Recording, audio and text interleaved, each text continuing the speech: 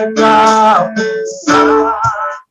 penuh kuasa, sanggup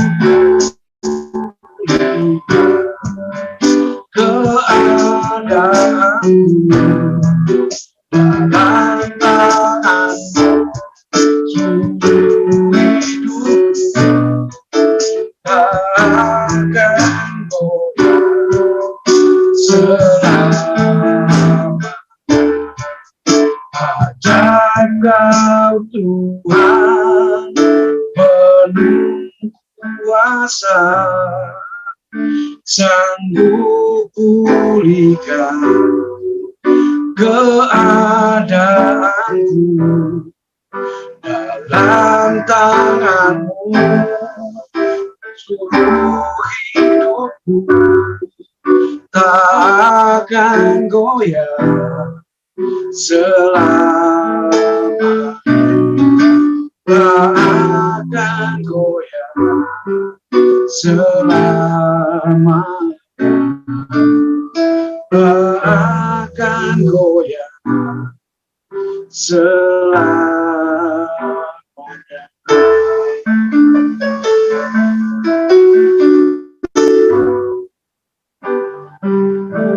Terima kasih kami serahkan kepada hamba-Nya untuk menyampaikan kebenaran firman Tuhan. Bapak Ibu, mari kita berdoa ya. Bapa di sorga yang di surga, di dalam nama Tuhan Yesus Kristus yang telah berkorban bagi kami, kepadamu Tuhan kami datang beribadah.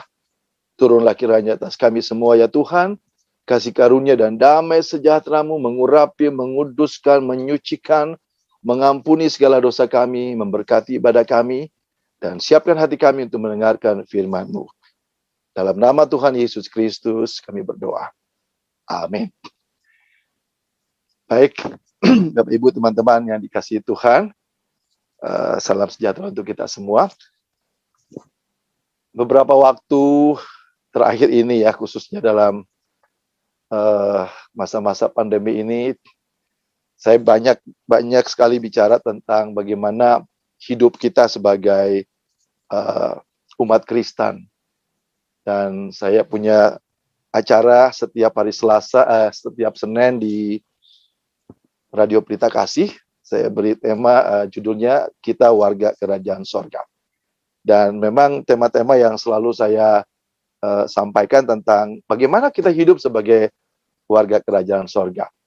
Nah, karena begitu banyak khotbah-khotbah yang saya sampaikan tentang bagaimana kita sebagai umat Kristen menyadari bahwa kita sudah menjadi warga Kerajaan Sorga, maka muncul banyak pertanyaan juga ke saya. Apakah semua orang yang mengaku Yesus sebagai Tuhan pasti masuk sorga? Nah, ada begitu banyak pertanyaan seperti itu. Apakah setiap orang yang mengaku percaya kepada Tuhan Yesus pasti masuk sorga? Nah, karena mereka melihat ada begitu banyak orang Kristen yang rajin ke gereja tapi tetap hidup dalam dosa, terlibat narkoba, bahkan tidak mengurus rumah tangganya dengan baik. Tapi ada keluarga-keluarga yang ya mengurus rumah tangganya dengan baik tapi belum percaya Kristus. Apakah mereka tidak diselamatkan? Nah, ini seringkali menjadi pertanyaan-pertanyaan. Nah, sebab itu hari ini saya ingin bagikan ini kepada teman-teman semua, kita boleh renungkan bersama, apakah benar semua orang yang mengaku percaya kepada Tuhan Yesus Kristus pasti masuk ke sorga? Nah, saya ingin mendasari firman Tuhan kita pada siang hari ini dengan kita membaca dari Roma 10 ayat 9 dan 10. Ayat yang mungkin sering kali kita baca, tapi coba kita renungkan dan hayati kalimat dari ayat-ayat ini ya, di dalam Roma 10 ayat 9 dan 10. Ya, Roma 10 ayat 9 dan 10. Pak, kalau dia mau tampilin silakan Pak.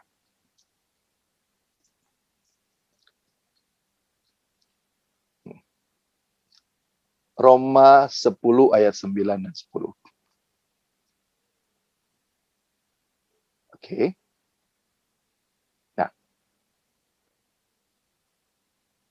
Kita baca sama-sama ya. Roma 10 ayat 9, 10, 2, 3.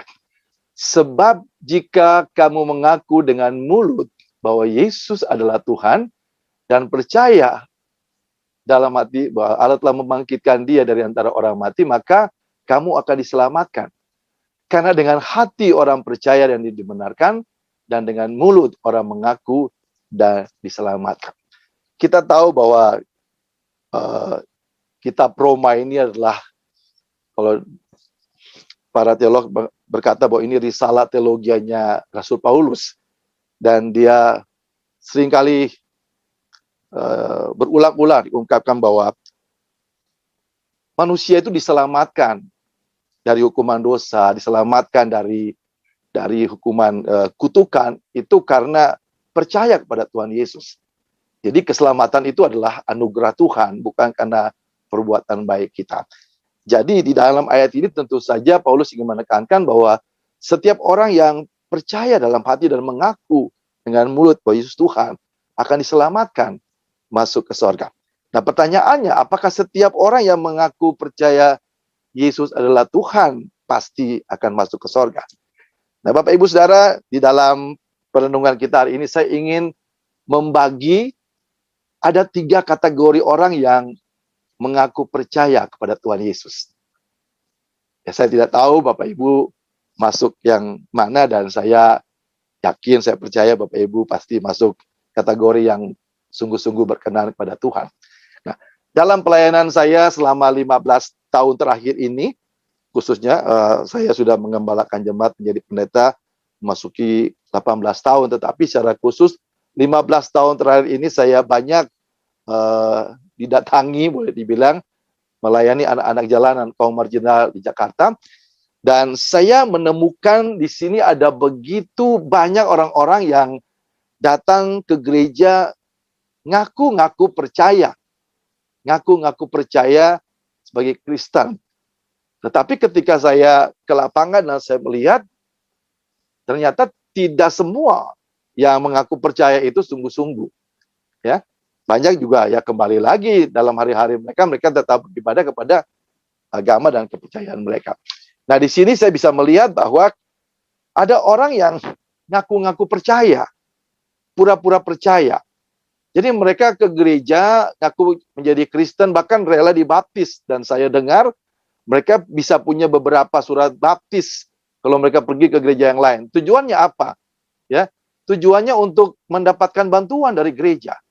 Nah, ini kategori orang yang sebenarnya cuma ngaku-ngaku, tidak sungguh-sungguh. Ya, hanya ngaku-ngaku percaya. Nah, kalau ngaku-ngaku percaya berarti ya ngaku-ngaku selamat juga. Sebenarnya kan tidak selamat. Ya, pura-pura percaya berarti pura-pura selamat juga. Paulus katakan bahwa dengan hati orang percaya. Jadi bukan dengan mulut saja, bukan lip service saja, tetapi harus dengan hati. Jadi kategori pertama ini saya katakan bahwa ini orang-orang yang cuma ngaku-ngaku percaya. Di dalam kaum marginal ini banyak sekali saya menemukannya. Jadi Bapak Ibu Saudara, saya percaya Bapak Ibu Saudara tidak termasuklah dalam kelompok ini, ya. Ini kelompok orang-orang yang cuma ngaku-ngaku percaya. Kok ngaku-ngaku ya berarti cuma ngaku-ngaku kan, tidak sungguh-sungguh percaya, berarti juga tidak sungguh-sungguh selamat dalam konteks pemahaman Kristen. Nah, tetapi ada juga, nah saya ini juga temukan juga begini. Tanggal 3 Maret yang lalu sih saya oleh anugerah Tuhan saya memberkati pasangan yang ke-80. Selama 18 tahun saya menjadi gembala gereja, dan sudah 80 pasangan yang Tuhan kirim untuk saya berkati. Dan saya banyak juga, bukan dari mereka, tapi saya banyak juga mendapat menerima konseling dari ibu-ibu yang mengeluh tentang suaminya. Jadi keluhan mereka begini, Pak, dulu kami tuh nikah Kristen loh Pak, nikah Kristen, tetapi setelah menikah beberapa waktu kemudian suami saya tuh berubah, jadi tidak lagi ke gereja, bahkan dia kembali ke agama yang lama. Nah, saya perhatikan Bapak Ibu Saudara, ini juga termasuk kategori orang yang pura-pura percaya. Dan mungkin dia cinta sekali dengan ya wanita yang dicintai walaupun beda agama, ya sudahlah, nggak apa-apalah. apa artinya sebuah surat baptisan. Akhirnya dia memberi diri dibaptis. Nah, mungkin cuma dia berpikir ya cuma dicelup di dalam air doang 3 kali misalnya, ya sudah. Nah, tapi sebenarnya hatinya tidak sungguh-sungguh percaya. Nah, kita bisa melihat di sini bahwa akan terbukti dalam kehidupan, dan saya menemukan cukup banyak keluarga-keluarga yang seperti ini. Jadi baik yang wanita maupun yang pria, yang mungkin wanita karena begitu cinta dengan pacarnya, dia rela menikah secara Kristen, tetapi sebenarnya tidak. Nah, ini juga di dalam keluarga juga kita bisa melihat bahwa ada orang yang sungguh-sungguh ngaku percaya. Ya, jadi Bapak Ibu Saudara kasih dalam Tuhan, kemarin kita juga dikagetkan ada pernikahan di gereja dan juga ada pernikahan secara agama yang lain ya, diberkati oleh pastor dan juga diberkati oleh ustadz gitu. Dan saya juga bingung gitu. Pasti pemerintah juga sulit itu, karena yang saya tahu itu pernikahan hanya diperbolehkan satu agama, karena pencatatan sipil tidak mungkin mencatat di 2 agama. Tetapi itu terjadi demikian. Saya pernah sampaikan kepada beberapa orang yang bertanya, apakah saya boleh menikahkan orang yang tidak seiman? Saya bilang, tidak ada dasar alkitabiahnya. Karena pernikahan Kristen itu kan lambang dari pernikahan anak domba Allah. Artinya pernikahan antara Kristus dan orang percaya. Tidak mungkin kita memberkati pasangan yang tidak seiman. Jadi selalu saya beberapa pasangan yang juga tadinya tidak seiman, saya butuh waktu untuk membimbing mereka sehingga mereka boleh dibaptis, dan saya berdoa mudah-mudahan mereka tidak pura-pura ya. Karena sebagai manusia saya juga terbatas, saya bisa membimbing walaupun beberapa saat, tapi di dalam perjalanan banyak rumah tangga ada banyak orang-orang yang tidak sungguh-sungguh. Nah, sebab itu bagi Bapak Ibu Saudara, hati-hati juga ya. Saya sih berharap Bapak Ibu atau anak-anak Bapak Ibu janganlah sampai menikah dengan tidak seiman. Kalau bisa, kalaupun berhubungan yang tidak seiman harus dibimbing benar-benar supaya tidak menjadi orang yang pura-pura menjadi Kristen. Tetapi ini ada kategori yang seperti itu. Jadi kalau orang cuma pura-pura mengaku percaya, berarti ya dia juga tidak sungguh-sungguh sebenarnya. Nah, tetapi Paulus ingin menekankan bahwa ada 2 kategori orang yang sebenarnya percaya. Ada 2 kategori orang yang sungguh-sungguh percaya. Saya akan baca di dalam kitab Galatia. Kalau kita baca dalam kitab Galatia 5 ayat yang ke-16, di situ dikatakan, Paulus katakan bahwa ya Galatia 5, nanti tetap dipasang aja Galatia 5 karena ada beberapa ayat yang kita baca di sini. Ya, ini boleh apa? Galatia 5 ayat yang ke-16 dulu kita lihat. Maksudku ialah, hiduplah oleh roh, maka kamu tidak menuruti keinginan daging. Di dalam ayat ini kita bisa melihat bahwa Paulus ingin membedakan bahwa ada orang yang memang sungguh-sungguh mengaku percaya, tetapi ada 2 pola hidup mereka. Hidup dipimpin oleh Roh Kudus atau hidup dipimpin oleh kedagingan mereka. Nah, saya mungkin Pak Rudi tidak perlu buka, mungkin bisa saya cuma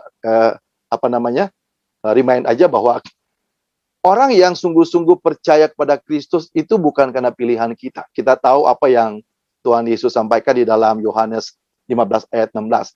Bukan kamu yang memilih aku, tapi aku yang memilih kamu. Dan ingat ketika Tuhan Yesus bertanya kepada murid-murid, menurut kalian siapa aku ini? Dan Petrus berdiri dan berkata, engkaulah Mesias, anak Allah yang hidup. Tapi kalimat itu tidak sampai di situ.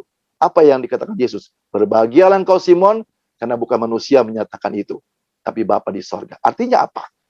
Orang yang sungguh-sungguh percaya pada Kristus, kalau dia dijamah oleh Roh Kudus. Sebab itu di dalam 1 Korintus 12 ayat yang ke-3b, terutama dikatakan bahwa tidak mungkin orang bisa mengaku Yesus Tuhan kalau dia tidak dijamah oleh Roh Kudus. Nah, di sini kita bisa lihat, kalau kategori pertama kan sudah jelas kan, itu cuma ngaku-ngaku. Tapi kategori kedua dan ketiga ini orang-orang sungguh-sungguh dijamah oleh Roh Kudus. Bapak Ibu Saudara percaya kan bahwa Petrus adalah orang yang dijamah oleh Roh Kudus? Pasti ya. Tapi apakah Roh Kudus memimpin dia untuk menyangkal Yesus? Saya percaya tidak. Itu dia mengikuti keinginan daging dia sendiri. Nah, di sini yang Paulus ingin katakan bahwa Ada kategori orang yang kedua, yaitu orang percaya. Dia punya Roh Kudus, tetapi dia tidak memberi dirinya dipimpin oleh Roh Kudus. Nah, di dalam Matius 7 juga Tuhan Yesus sudah sampaikan, dari buahnya kita akan melihat apakah orang-orang ini hidup dipimpin oleh Roh Kudus atau tidak. Dan lihat di dalam Galatia 5 ayatnya yang ke-19, Paulus menjelaskan, ini kategori orang yang kedua. Ya, kategori orang yang kedua, percaya kepada Kristus, benar, Roh Kudus menjamah dia, tetapi tidak memberi dirinya dipimpin oleh Roh Kudus. Apa yang terjadi dalam Galatia 5 ayat yang ke-19 mulai? Perbuatan daging telah nyata, yaitu percabulan, kecemaran, hawa nafsu, penyembahan berhala, sihir, perseteruan, perselisihan, iri hati, amarah, kepentingan diri sendiri, roh pencideraan, roh pemecah, kedengkian, kemabukan, pesta pora, dan sebagainya. Nah, dan ada catatan penting yang Paulus katakan di sini dalam ayat yang terakhir dari ayat 21. Terhadap semuanya itu kuperingatkan kamu seperti yang telah kubuat dahulu, bahwa barang siapa melakukan hal-hal yang demikian, ia tidak akan mendapat bagian dalam kerajaan Allah. Jadi jelas di sini, ini orang percaya. Ini orang percaya, punya Roh Kudus. Tetapi kalau tidak memberi diri dipimpin oleh Roh Kudus, maka dia akan menghasilkan buah-buah daging. Dan Paulus menjelaskan bahwa orang-orang seperti ini juga tidak mendapat bagian dalam kerajaan Allah. Pak Ruli mungkin tidak usah buka, nanti teman-teman bisa catat, ada ayat yang sepadan dengan ini di dalam Ibrani 10 ayat 26. Dikatakan, kalau kita tahu tentang kebenaran, bahwa Kristus sudah mati buat kita, dan kita sengaja hidup dalam dosa, ingat, tidak ada lagi korban untuk menghapus dosa. Artinya apa? Kalau katakanlah, nah saya percaya Bapak Ibu Saudara tidak termasuklah dalam kelompok yang kedua ini. Tetapi orang-orang yang mengaku diri percaya, kita bisa lihat kan, tiap minggu dia tidak ke agama yang lain, dia tetap ke gereja. Tapi tetap hidup dalam percabulan, tetap terlibat narkoba, ke gereja tetap.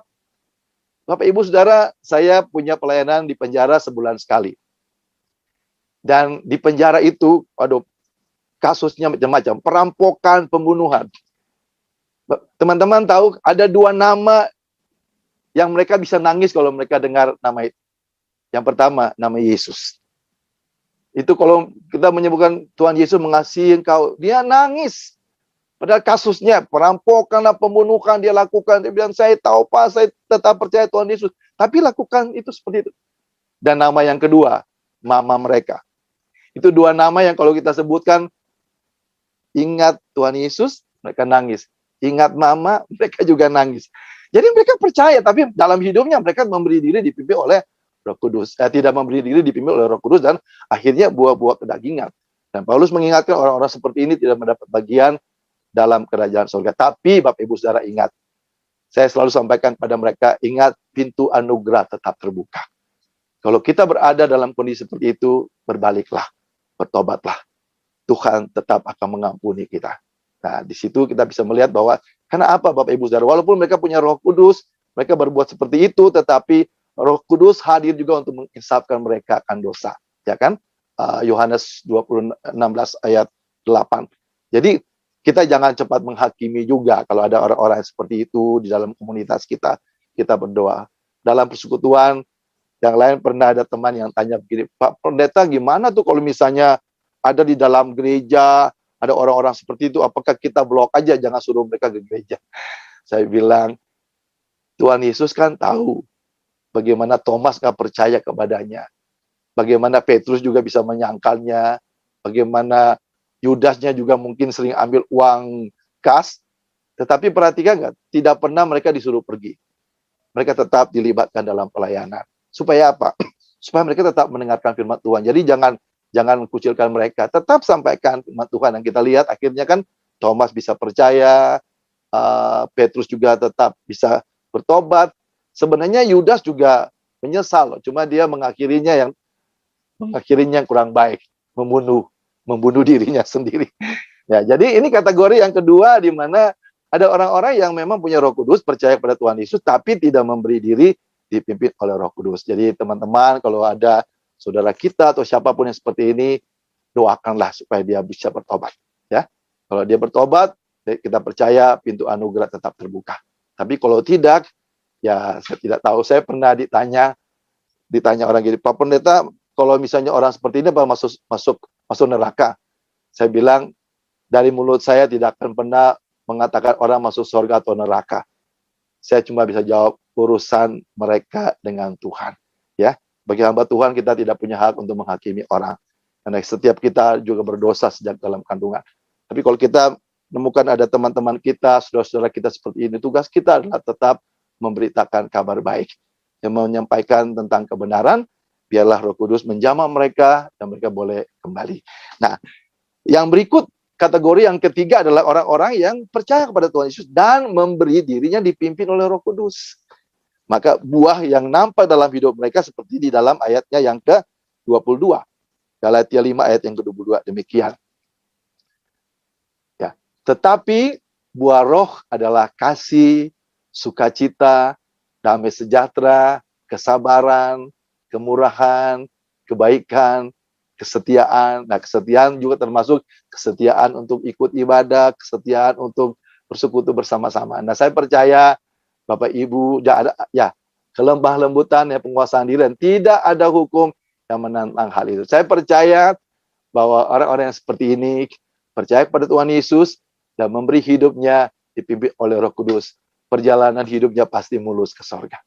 Ya, saya sangat yakin itu, ya, Bapak Ibu Saudara kasih dalam Tuhan, dan saya percaya Bapak Ibu adalah di dalam kelompok ini. Dan dari buah kehidupan kita akan tahu.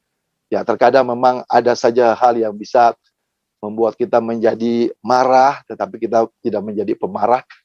Tapi saya percaya kalau kita memberi diri sungguh-sungguh dipimpin oleh Roh Kudus, maka buah hidup yang nampak dalam hidup kita, kasih, sukacita, damai sejahtera, kesabaran, kemurahan, kebaikan, kesetiaan, kelemah lembutan, dan penguasaan diri itu akan nampak dalam hidup kita. Jadi itu yang kita boleh renungkan di siang hari ini, Bapak Ibu Saudara, bahwa tidak semua orang berarti yang mengaku percaya Yesus Tuhan pasti ke surga, kan? Karena sesungguhnya ada juga yang ngaku-ngaku percaya. Nah, kemudian yang kedua, mengaku percaya, punya Roh Kudus, tapi tidak memberi diri dipimpin oleh Roh Kudus. Firman Tuhan melalui Rasul Paulus katakan bahwa orang-orang seperti ini tidak mendapat bagian dalam kerajaan surga juga. Tetapi kita percaya bahwa pintu anugerah tetap terbuka. Selama masih Tuhan kasih kesempatan hidup, bertobatlah dan memberi diri dipimpin oleh Roh Kudus.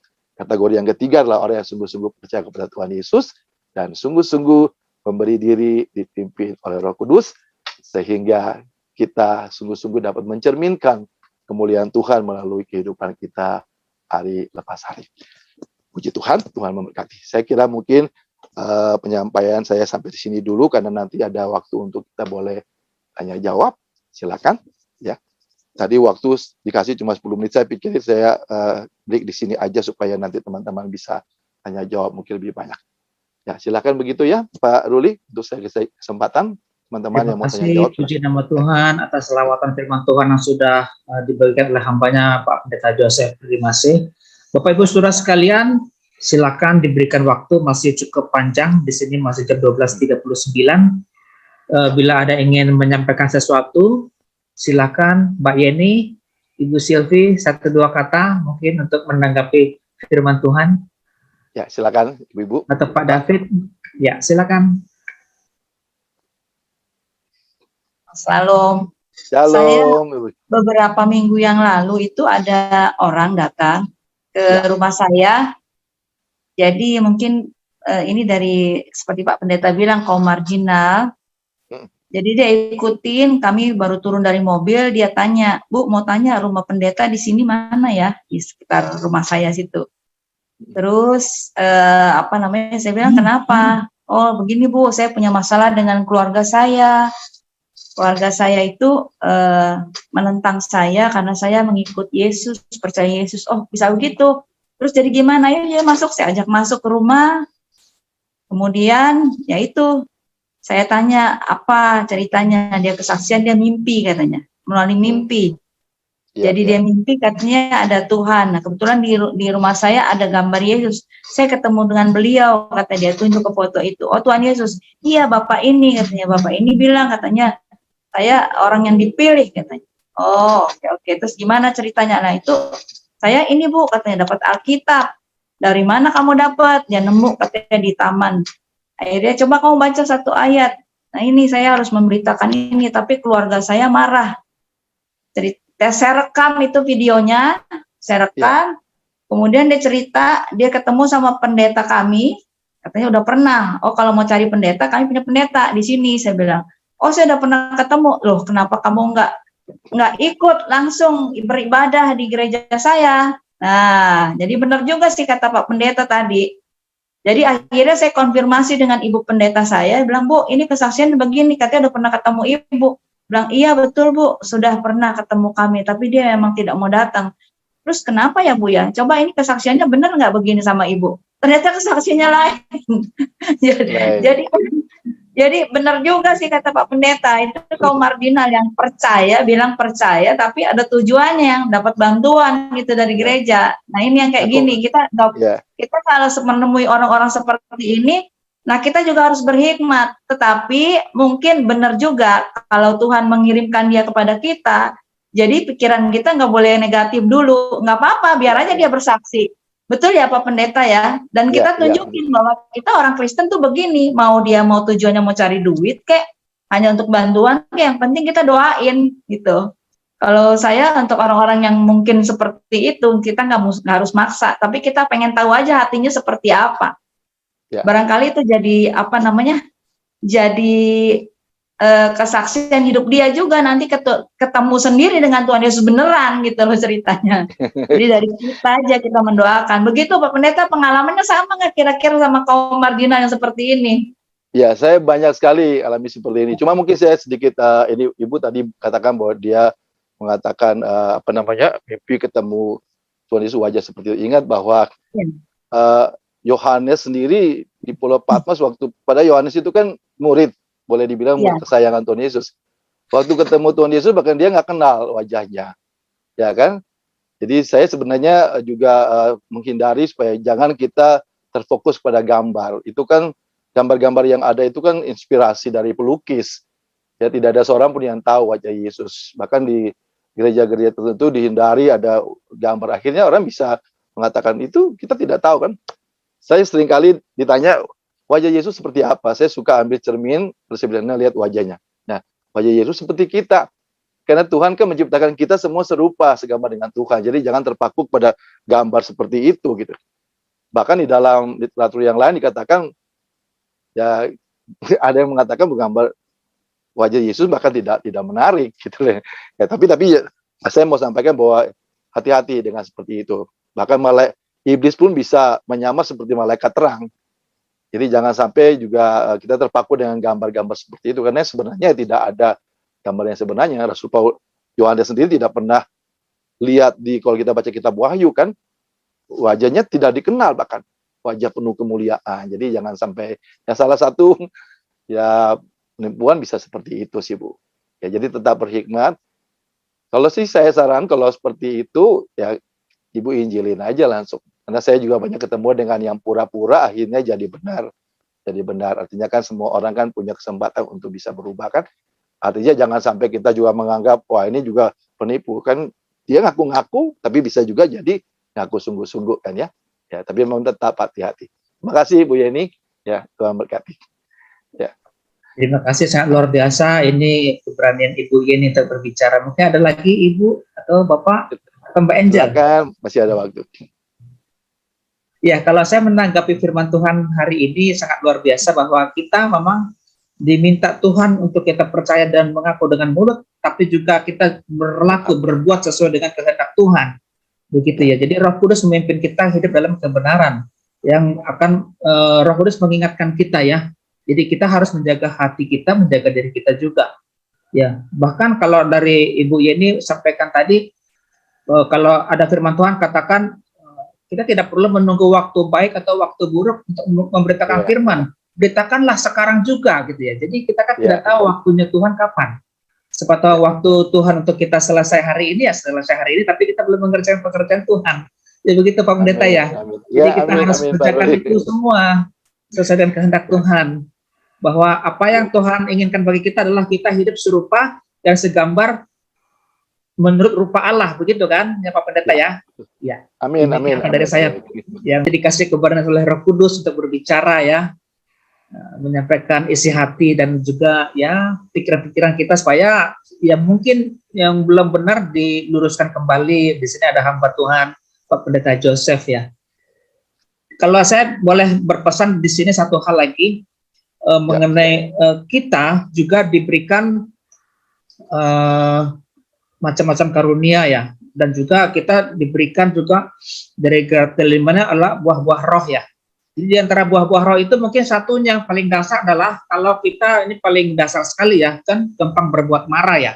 Jadi kalau kitab Mazmur itu katakan, biarlah kamu marah tetapi jangan berbuat dosa. Berkata-kata dalam hatimu di tempat tidurmu tetapi tetaplah diam. Jadi artinya kita harus menjaga hati kita apapun juga kondisinya saat ini. Serba bagaimana kondisinya, kita harus bagaimana Pak Pendeta, kita harus diam dan juga harus tetap bersyukur kepada Tuhan dan meminta pertolongan Tuhan supaya iman kita kuat dan supaya mahkota kita ini, mahkota Tuhan yang diberikan tidak lari, tidak lepas, begitu ya Pak Pendeta ya. Amin. Amin. Haleluya. Ya. Kita berdoa ya Bapak Ibu, kita merendahkan diri di hadirat Tuhan, kita berdoa. Bapa di sorga yang kami sembah dalam nama Tuhan Yesus Kristus, dengan segala keterbatasan, hamba sudah menyampaikan isi hati Tuhan, apa yang Tuhan taruh di hati hamba-Mu untuk disampaikan.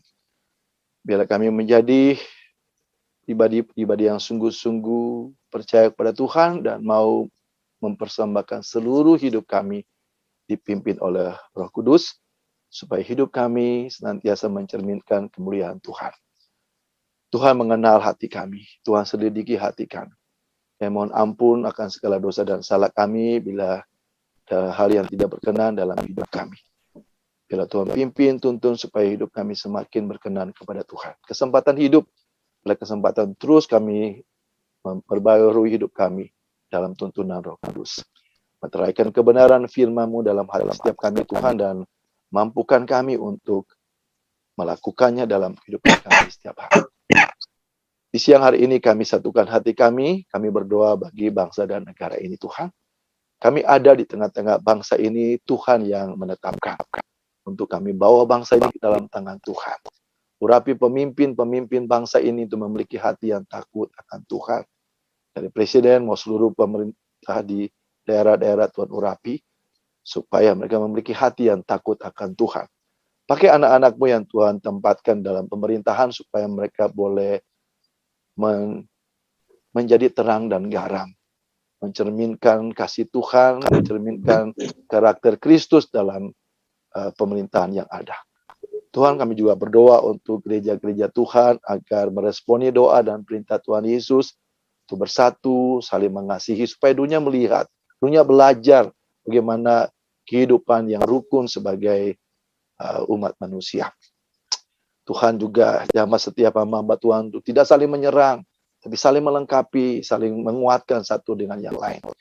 Bapa di sorga, inilah anak-anak-Mu Tuhan, di persekutuan doa Raja Wali ini Tuhan, Tuhan tahu setiap anak-anak-Mu Tuhan. Berikan kesatian bagi pengurus untuk terus dengan setia membimbing setiap anak-anak-Mu Tuhan yang tergabung dalam persekutuan ini Tuhan, supaya semakin giat dalam beribadah kepada Tuhan. Kami berdoa Tuhan untuk persekutuan, doa Raja Wali Group ini, biar tetap berjalan dengan baik, urapi semua hamba-hamba Tuhan yang melayani, baik yang menyampaikan firman Tuhan, memimpin pujian, memain musik, dan semua yang terlibat dalam pelayanan ini, bagi host, atau pelayanan apapun Tuhan berkati, agar sungguh-sungguh persekutuan doa ini senantiasa memuliakan Tuhan. Doa. Bapa di sorga, banyak hal yang kami mohonkan kepada Tuhan. Tuhan lihat setiap anak-anak-Mu yang sudah bersekutu pada saat ini dengan setiap pergumulan masing-masing lawat setiap kami Tuhan. Nah, saatnya kami akan kembali dalam aktivitas kami setiap hari Tuhan. Hamba doa Tuhan urapi hamba-Mu untuk memberkati setiap anak-anak-Mu.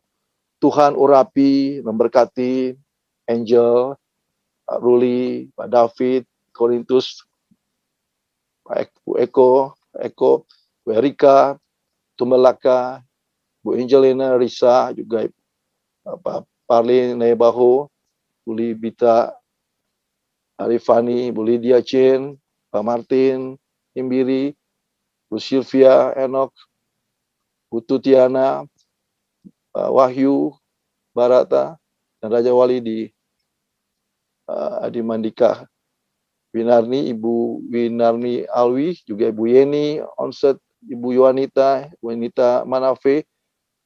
Bapa di sorga, urapi dan berkati anak-anakmu. Tuhan memberkati engkau dan melindungi engkau. Tuhan menyinari engkau dengan wajahnya dan memberi engkau kasih karunia.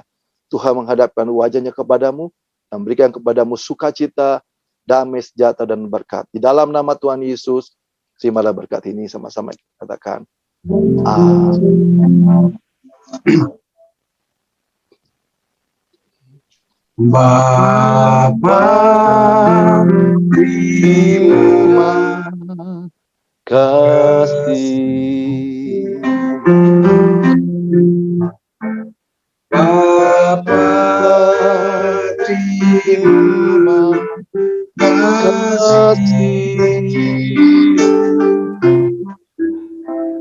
Bapa di dalam surga, ku terima kasih.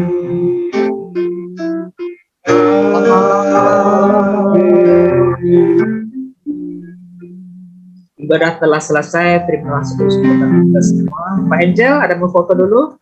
Silakan dilakukan. Ayo yang ganteng, yang cantik. Open video. 1, 2, 3. Oke, terima kasih. Tuhan Terima Yesus kasih semua. memberkati.